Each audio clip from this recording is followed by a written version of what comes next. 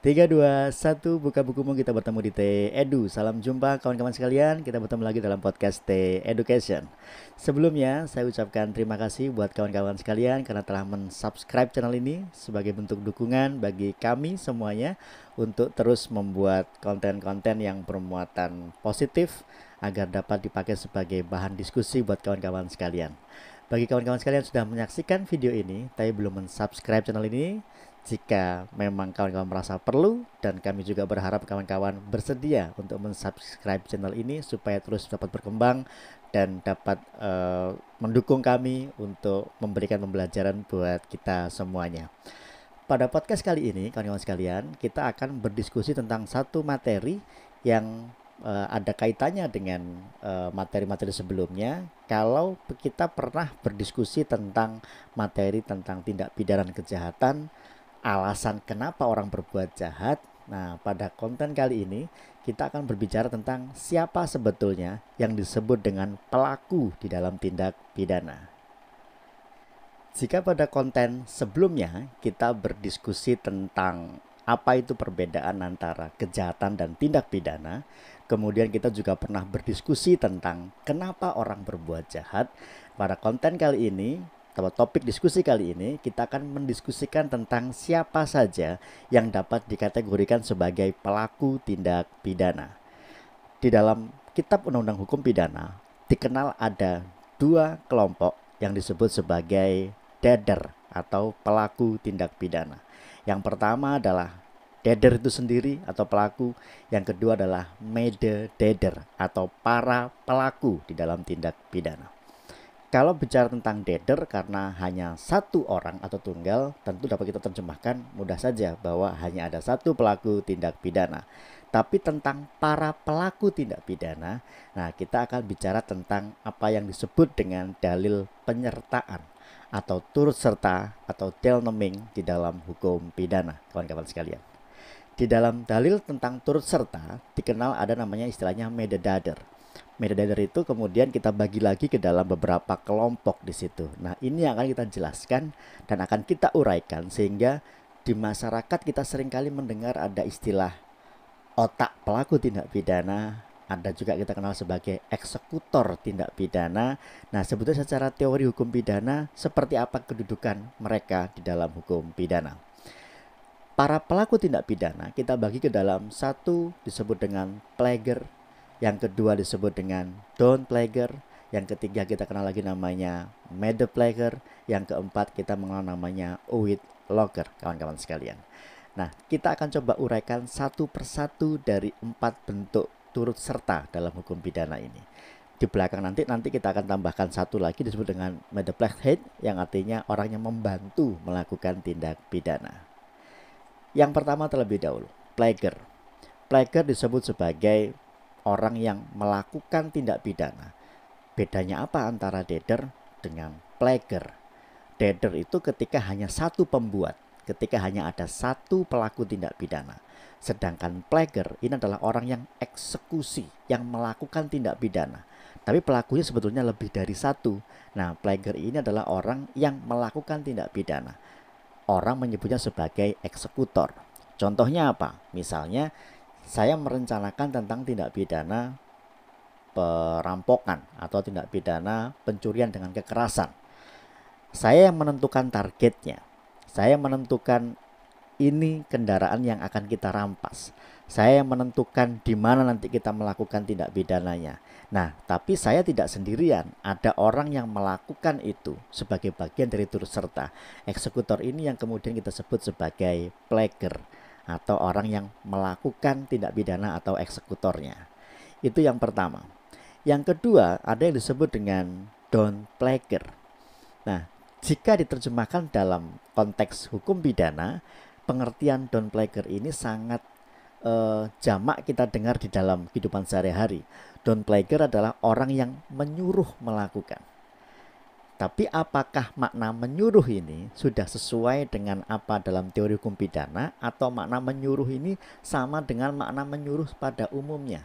Misalnya saya meminta atau menyuruh anak saya untuk membeli sesuatu di toko sebelah. Ini menyuruh namanya. Tapi dalam teori hukum pidana, apakah don't plager, saya sebagai orang yang menyuruh melakukan, ini yang dimaksud sebagai menyuruh dalam hukum pidana? Ternyata kawan-kawan sekalian, di dalam hukum pidana ada perbedaan yang sangat signifikan antara istilah menyuruh dalam kehidupan sehari-hari dengan istilah menyuruh di dalam hukum pidana. Lalu apa makna don't plager atau orang yang menyuruh melakukan dalam konteks hukum pidana, kawan-kawan sekalian? Makna don't plager atau orang yang menyuruh melakukan itu sebetulnya adalah bahwa tindak pidana itu dilakukan, bahwa tindak pidana terjadi bukan kehendak dari orang yang disuruh melakukan. Tapi kehendak itu muncul itu karena kehendak dari orang yang menyuruh melakukan. Akan tetapi yang menyuruh ini tidak mau dia turun sendiri, tapi dia mempergunakan orang lain sebagai alat. Lalu apa syarat utama, syarat mutlak agar seseorang disebut sebagai don't plager? Tadi disebutkan di depan bahwa makna menyuruh melakukan di dalam kehidupan sehari-hari dengan makna menyuruh melakukan dalam konteks hukum pidana adalah dua hal yang berbeda. Perbedaannya adalah kalau dalam kehidupan sehari-hari orang yang menyuruh adalah ya sama sebetulnya, saya yang punya kehendak tapi saya nggak mau berangkat, saya menyuruh orang lain.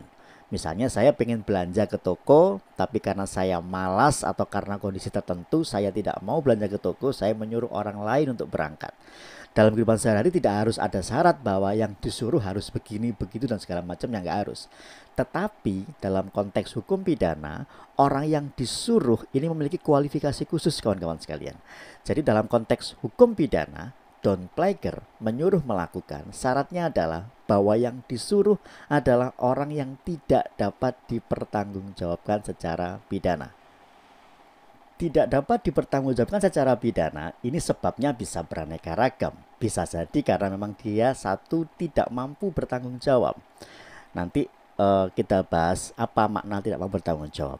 Yang kedua, bisa jadi karena adanya penyesatan dari orang yang menyuruh kepada orang yang disuruh melakukan. Dan yang terakhir, dia tidak mampu bertanggung jawab karena dia tunduk pada kondisi dalam suatu paksaan. Nah, kita bahas yang pertama terlebih dulu dalam unsur don't plager. Jadi orang yang disuruh ini orang yang tidak mampu bertanggung jawab. Tidak mampu bertanggung jawab, tentu kita akan tahu pasal 44 dalam KUHP bahwa orang ini cacat mental. Ya, kalau kita tahu bahwa seseorang cacat mental, maka dia dianggap tidak mampu bertanggung jawab, kawan-kawan sekalian.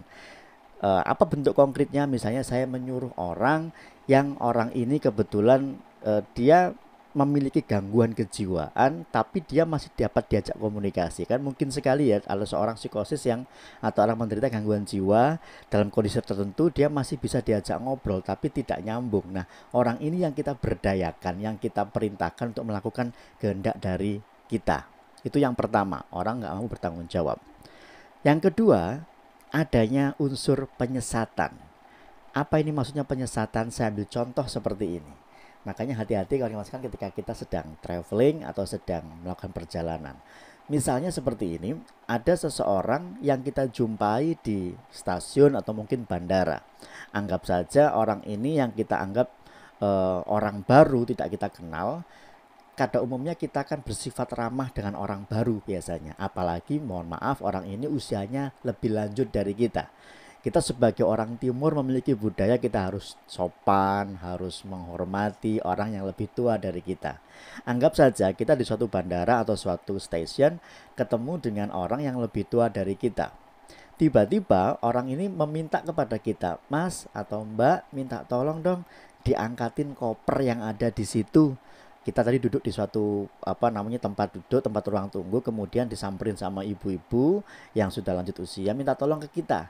Minta tolong dong diangkutin tas yang ada di samping kita tadi itu. Pasti kita akan ya dengan tanpa sadar kita akan, "Yang mana Bu yang akan dibantu?" "Yang itu Dek, yang di bawah kursi itu." Akhirnya kita ngambil barang itu. "Dibawa kemana Bu?" "Minta tolong dong di mobil saya." Sudah terbuka pintu bagasinya, sudah dibuka kendaraannya, ya kita biasanya secara spontan akan membawa barang itu diangkut masuk ke dalam mobil. "Terima kasih Dek ya, Ibu sudah nggak kuat ngangkat," misalnya. Pintu bagasi ditutup, mobil jalan. Setelah mobil jalan kita diteraki orang bahwa kita telah mencuri barang yang ada di kursi tersebut. Kita pasti akan longak-longok ya, kita nggak ngerti loh, kok saya dituduh mencuri, kan saya nggak tahu, diminta tolong sama ibu-ibu. Ternyata ibu itu menyesatkan kita bahwa barang itu bukan barang dia, tapi barang orang lain. Tapi kita karena kita nggak tahu, kita disesatkan, akhirnya kita yang digebukin masa di situ karena kita dianggap berkomplot dengan ibu-ibu yang melakukan pencurian tadi. Kita tidak dapat dipertanggungjawabkan karena pertama kita tidak mengetahui makna itu, dan kedua kita disesatkan seolah-olah barang itu milik dari si ibu, padahal barang itu adalah milik orang lain dan ibu itu sedang melakukan tindak pidana, dalam hal ini adalah pencurian, kawan-kawan sekalian. Sehingga ini makna dari disesatkan. Kita tidak tahu tujuannya, tapi kita dengar rangkaian cerita dari ibu tadi seolah-olah barang itu milik dari ibu tadi, sehingga kita diminta untuk membawa barang itu di bagasi yang ditunjuk. Kita tidak mengetahui posisinya, tapi kita disesatkan. Akibatnya apa? Kita yang dianggap sebagai pleger atau pelaku tindak pidana tadi itu, kita tidak dapat dipertanggungjawabkan. Dalam konteks menyuruh melakukan, yang dapat dipertanggungjawabkan adalah orang yang menyuruh melakukan. Yang disuruh melakukan karena dia tidak mampu bertanggung jawab, maka dia tidak dapat dipertanggungjawabkan, kawan-kawan sekalian. Yang ketiga maknanya adalah dia dalam ancaman kekerasan, atau dia di dalam kondisi di bawah tekanan atau ancaman. Misalnya saudara diminta untuk menandatangani sesuatu yang saudara tidak berkehendak untuk itu, tapi ada ancaman untuk itu. Akhirnya mau tidak mau saudara tanda tangan di situ. Kemudian dampaknya adalah ada pengalihan hak misalnya. Maka kalau kita bahas tentang perjanjian, ketika di dalam ancaman atau di dalam paksaan, maka perjanjiannya akan dinyatakan batal demi hukum. Ini pun sama, kawan-kawan sekalian, ketika kita melakukan sesuatu di bawah tekanan atau ancaman, yang ancaman itu nyata adanya, maka kita yang melakukan perbuatan itu tidak dapat dipertanggungjawabkan, sebagaimana makna dari orang yang menyuruh dan orang melakukan dalam teori atau ajaran turut serta di dalam hukum pidana.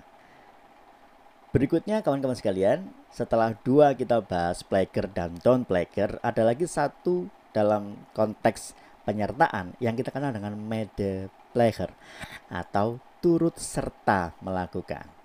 Nah, apa makna turut serta melakukan ini? Di dalam teori hukum pidana, turut serta adalah orang yang turut atau ikut melaksanakan atau melakukan suatu perbuatan pidana. Nanti kita akan bandingkan antara mede-plagier dengan mede-plagiate atau membantu melakukan tindak pidana. Di dalam turut serta tindak pidana, namanya juga turut serta, maka dia harus mengikuti tindak pidana itu dari awal sampai akhir. Artinya tujuannya harus sama. Di dalam teori ajaran hukum pidana, turut serta ini ada syarat ketentuan berlakunya. Apa syaratnya? Bahwa yang pertama tujuannya harus sama. Misalnya tujuannya adalah merampok atau melakukan pencurian dengan kekerasan, atau melakukan pencurian di suatu rumah dan lain sebagainya. Tujuannya satu, melakukan pencurian.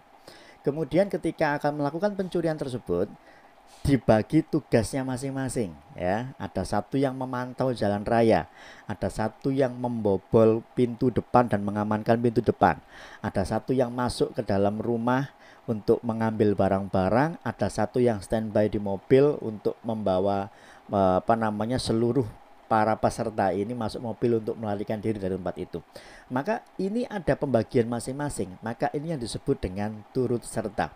Tujuannya sama, yaitu bahwa ketika mereka melakukan perbuatan itu, niatnya satu, yaitu untuk merampok, walaupun fungsinya, walaupun pembagian tugasnya ini berbeda-beda. Tapi dalam konteks hukum pidana, apakah yang merencanakan perampokan, yang menunggu di jalan raya, yang mengeksekusi mengambil barang, yang nyetir kendaraan, ini dihukum dengan berbeda-beda tergantung dengan berat ringannya. Jawabannya adalah ancamannya sama. Jadi antara otak pelaku, eksekutor, kemudian lain sebagainya, ancamannya sama dalam hukum pidana. Walaupun di dalam putusan pidananya bisa jadi berbeda-beda tergantung dari berat ringan, banyak tidaknya peran dia di dalam perbuatan pidana tersebut. Tapi dalam teori hukum pidana ancamannya adalah sama. Ini adalah turut serta kawan-kawan sekalian, bahwa harus ada satu tujuan yang sama, dan yang kedua adalah bahwa orang yang melakukan tadi itu sudah paham posisinya masing-masing, tugasnya di dalam penyertaan hukum pidana. Misalnya dalam penganiayaan bersama-sama, ada yang bagian menyerbu, ada yang bagian mukul, ada yang bagian membawa senjatanya dan segala macamnya. Yang penting tujuannya mereka adalah sama, maka itu dikategorikan sebagai turut serta di dalam hukum pidana. Bentuk yang keempat yaitu Whitlocker. Ini pun sama dengan Don Plager kawan-kawan sekalian. Jika diterjemahkan dalam bahasa Indonesia, Whitlocker adalah menganjurkan. Nah, dalam bahasa sehari-hari menganjurkan ini kan memiliki makna yang konotasinya, menganjurkan itu saya ingin melakukan sesuatu, kemudian saya menganjurkan orang untuk melakukan sesuatu. Tapi biasanya dalam bahasa sehari-hari menganjurkan ini antara yang dianjurkan dengan yang menganjurkan ini memiliki satu kepemahaman visi yang sama. Misalnya ada orang nanya ke saya kepala saya sakit, kalau minum obat apa ya? Nah, saya menganjurkan saudara menggunakan obat A misalnya. Ini bisa jadi yang pengen minum obat bukan si saya yang menganjurkan, tapi yang ingin dikasih saran tadi itu yang ingin minum obat. Nah, dalam hal ini itu bahasa sehari-hari kawan-kawan sekalian. Tapi dalam bahasa hukum pidana, makna Whitlocker atau menganjurkan ini sama sekali berbeda. Dalam konteksnya, makna menganjurkan ini sebetulnya mirip dengan Don Plager atau menyuruh melakukan. Perbedaannya adalah kalau dalam menganjurkan, bahwa yang disuruh atau yang dianjurkan ini orangnya harus mampu bertanggung jawab, itu yang pertama. Yang kedua, yang menganjurkan ini harus melakukan dengan cara-cara tertentu yang sudah diatur oleh pasal 55 ayat 1 KUH pidana, kawan-kawan sekalian. Nah, apa makna menganjurkan di dalam hukum pidana sebetulnya? Nah, menganjurkan ini sebetulnya saya yang ingin melakukan perbuatan pidana. Misalnya saya tidak suka dengan si B, saya ingin menghilangkan nyawa si B, saya ingin membunuh si B, tapi saya nggak mau terlibat di situ, maka saya minta bantuan hitman atau pembunuh bayaran di situ. Nah, ini yang disebut dengan menganjurkan. Caranya bagaimana? Saya nggak mau tahu gimana caranya, yang penting B harus mati, harus meninggal. Caranya bagaimana terserah dirimu, tapi ketika saudara sudah melakukan perbuatan itu, saudara akan saya beri sesuatu. Nah, itu syarat yang pertama. Cara yang dilakukan adalah dia dengan memberikan sesuatu atau menjanjikan sesuatu. Kalau nanti saudara melakukan perbuatan itu, saya mendengar kabar dia meninggal dunia, saudara saya berikan upah berupa uang sekian puluh juta misalnya. Nah, ini cara yang pertama. Yang dianjurkan orang yang melakukan sebagai ex-plagernya nanti, bahwa dia paham betul melakukan perbuatan itu merupakan tindak pidana, dia paham betul bahwa apa yang dianjurkan oleh saya, yang pihak yang menginginkan terjadi tindak pidana itu, dengan orang yang melakukan tindak pidana plagernya ini satu frekuensi. Artinya saya mintanya dia mati, dia menuruti kehendak saya melakukan dia mati. Kenapa saya mau menuruti kehendak dari yang menganjurkan? Karena saya diberikan upah, diberikan janji, diberikan imbalan sesuatu setelah saya melakukan perbuatan tadi itu. Itu syarat yang pertama, bahwa sudah nampak perbedaan antara Don Plager dengan Whitlocker. Kalau Don Plager tadi kan menyuruh melakukan, yang disuruh ini dia tidak mampu bertanggung jawab. Kenapa nggak mau bertanggung jawab? Satu, memang dia memiliki ketidakmampuan bertanggung jawab. Yang kedua, karena disesatkan. Tiga, karena ancaman atau di bawah tekanan atau kekerasan. Nah, yang Whitlocker menganjurkan ini sama, yang menginginkan adalah si penganjur, tapi yang dianjurkan ini orang yang dapat dipertanggungjawabkan dan memiliki unsur kesalahan yang sama, kawan-kawan sekalian. Itu syarat yang pertama, bahwa caranya dilakukan dengan memberikan janji atau memberikan cara sesuatu. Cara yang kedua adalah dengan menyalahgunakan kekuasaan. Misalnya saya seorang atasan, saya minta anak buah saya untuk melakukan perbuatan yang itu di bawah pekerjaan dia. Misalnya saya seorang suatu pimpinan suatu institusi, kemudian saya punya anak buah di situ. Saya pengen barang-barang yang ada di situ diangkut ke rumah saya. Loh Pak, tapi ini kan barang sudah, angkut saja. Karena ini anak buah saya sebagai kepala institusi situ, maka dia tidak berani membantah, maka dia melakukan perbuatan itu dikirimkan ke saya. Padahal dia tahu bahwa barang itu adalah barang milik perusahaan, milik institusi yang tidak boleh dipindah kemana-mana. Lalu bedanya apa dengan Don Plager tadi? Bukankah dia di bawah ancaman? Ini tidak di bawah ancaman, tapi ini di bawah perintah antara atasan dan bawahan. Apakah pelaku ini memiliki kuasa untuk menolak? Dia memiliki kuasa untuk menolak sebetulnya, tapi karena dia ada di bawah atasan dan bawahan, dia yang tidak berani menolak karena mungkin takut dipecat, takut segala macamnya, tapi sebetulnya dia punya kuasa untuk menolak.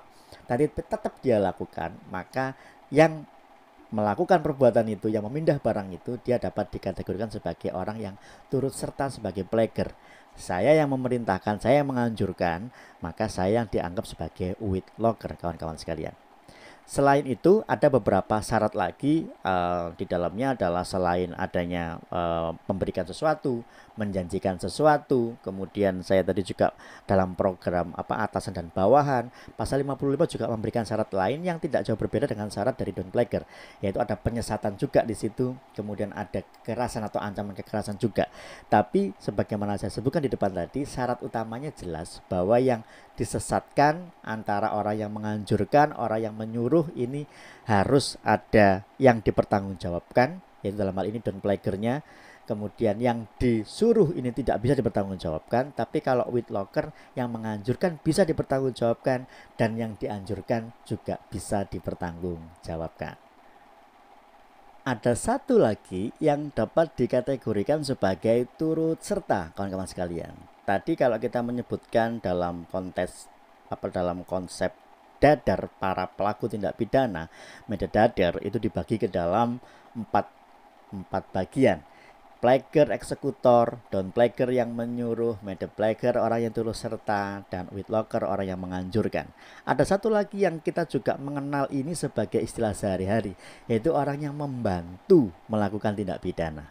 Bedanya apa antara orang yang turut serta melakukan tindak pidana dan orang yang membantu melakukan suatu tindak pidana? Ternyata perbedaannya adalah sangat tipis sekali, kawan-kawan sekalian, bahwa membantu tindak pidana itu dilakukan tidak utuh secara keseluruhan, dan prinsip perbedaannya adalah antara turut serta dengan membantu melakukan terletak pada niat dan tujuannya. Kalau turut serta tadi antara satu pelaku dengan pelaku yang lain ini memiliki tujuan yang seragam. Tujuannya ini adalah sama, untuk menyukseskan terjadinya tindak pidana. Tapi dalam mensukseskan itu masing-masing punya bagian sendiri-sendiri yang ujungnya adalah sama untuk melakukan tindak pidana. Tapi di dalam membantu tindak pidana, tujuannya ini tidak sama. Jadi ada satu yang tujuannya untuk tindak pidana selesai, tapi ada orang lain yang tujuannya tidak untuk tindak pidana selesai, tapi dalam satu skala kecil saja. Misalnya, untuk merampok suatu rumah, tadi saya cerita untuk turut serta, saya tidak bisa masuk kalau saya tidak memiliki akses ke situ. Aksesnya berupa apa? Peta. Nah, saya tidak ngerti di mana kondisi di dalamnya, saya tidak tahu bagaimana blueprint dari kondisi rumah itu. Nah, saya butuh peta. Akhirnya saya berusaha untuk menggunakan jasa orang dalam. Pak, punya peta nggak tentang denah ini? Buat apa Mas? Ini saya mau meniru konstruksi misalnya, walaupun nggak mungkin diberikan ya, tapi mau ngerampok kayaknya ya. Bukan ngerampok sih, saya hanya bla bla bla bla, dikasih penjelasan seperti itu. Oke, saya bantu, saya kasih petanya. Apakah peta dipakai untuk ngerampok atau apa, itu urusan yang lain. Nah, orang yang memberikan peta ini, maka dia kualifikasinya bukan turut serta, tapi dia membantu terjadinya suatu tindak pidana. Contoh yang lain adalah akan melakukan tindak pidana curanmor di suatu tempat parkir misalnya. Nah, untuk melakukan itu saya butuh kunci T. Saya nggak punya kunci T. Saya ngomong ke orang, punya kunci T nggak? Mau dipakai untuk apa? Adalah mau saya pakai untuk sesuatu. Kunci T biasa dipakai untuk ngerampok. Oke, saya punya, ini saya bantu, saya kasih. Orang ini tidak tahu, dan orang ini nggak perlu tahu bahwa itu akan dipakai untuk merampok segala macamnya, tapi dia memberikan alat yang dipakai untuk melakukan tindak pidana. Ini membantu bentuknya. Tujuannya tidak harus sama, tapi dia ikut serta di dalam menyiapkan tindak pidana, di dalam proses tindak pidana, bahkan mungkin nanti setelah selesai tindak pidananya. Jadi itu perbedaan antara turut serta dengan membantu tindak pidana. Dalam hukum pidana mudah memang secara teori kita membedakan. Oh, ini adalah plager, ini down plager, ini made the plager, ini with locker, ini made the plague dalam teorinya. Tapi di dalam prakteknya kawan-kawan sekalian, saya mengapresiasi luar biasa kepada para penegak hukum, penyidik kepolisian, jaksa, ketika dia akan menuntut, akan memberikan pasal kepada pelaku tindak pidana, dia tidak boleh salah di dalam menentukan kualifikasinya. Ketika ada lebih dari satu pelaku tindak pidana, maka jaksa dan polisi tidak boleh keliru dalam menentukan posisi dari masing-masing para pelaku tadi. Kenapa demikian? Karena salah menentukan kualifikasinya, salah menentukan kedudukan dan posisinya, ini bisa berakibat fatal dalam surat dakwaan, bahwa terdakwa bisa dinyatakan bebas, bisa dinyatakan lepas ketika dakwaannya tidak sesuai dengan faktanya. Di satu pihak dia dikategorikan sebagai turut serta, padahal dia hanya membantu melakukan tindak pidana. Jika untuk metadata tadi, untuk 4 orang, plager, down plager, with locker, sama made plager, ini ancamannya sama. Ketika membantu tindak pidananya, ancaman maksimalnya dikurangi sepertiga, artinya tidak sama. Maka ketika salah dalam menentukan kualifikasi, posisi kedudukan para pelaku tadi, ini berdampak ke belakang pembuktian, kedudukan, dan lain sebagainya. Sehingga saya benar-benar angkat topi, hormat kepada para penegak hukum, polisi, dan jaksa. Dalam teori memang mudah kita menjelaskan ini, dalam waktu kurang dari 20 menit saya bisa menjelaskan. Tapi dalam prakteknya butuh waktu seumur hidup sepertinya bagi para penegak hukum untuk terus belajar dan menentukan kualifikasi dari masing-masing kedudukan para pelaku tindak pidana itu. Terima kasih kawan-kawan sekalian telah menyaksikan video singkat saya kali ini tentang pelaku tindak pidana. Tetap saya selalu, nanti kita bertemu di T Edu. Salam sehat, saya T Effendi, sampai jumpa.